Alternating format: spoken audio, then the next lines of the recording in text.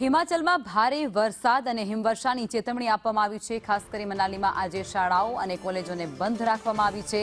શૈક્ષણિક સંસ્થાઓ બંધ રાખવાનું જાહેરનામું પણ પ્રસિદ્ધ કરવામાં આવ્યું છે।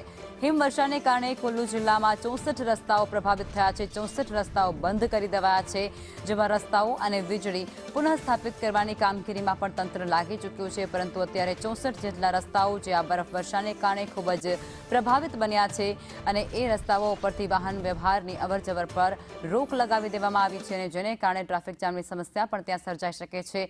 અનેક રસ્તાઓ બંધ છે, વીજળી અનેક વિસ્તારોમાં ગુલ થઈ ચૂકી છે અને આ વીજળીને ફરી એક વખત પુનઃસ્થાપિત કરવા માટેની કામગીરીમાં પણ અત્યારે ત્યાંનું તંત્ર છે તે લાગી ચૂક્યું છે। અને આ બધા વચ્ચે શાળા અને કોલેજોને પણ બંધ રાખવાની જાહેરાત કરવામાં આવી છે। જાહેરનામું તંત્ર દ્વારા પ્રસિદ્ધ કરવામાં આવ્યું છે, કારણ કે ઠંડીનું જોર ત્યાં ખૂબ વધી ગયું છે અને આગામી દિવસોની અંદર પણ હિમવર્ષા થાય, બરફવર્ષા થાય તેવી આગાહી હવામાન વિભાગ તરફથી કરવામાં આવી છે।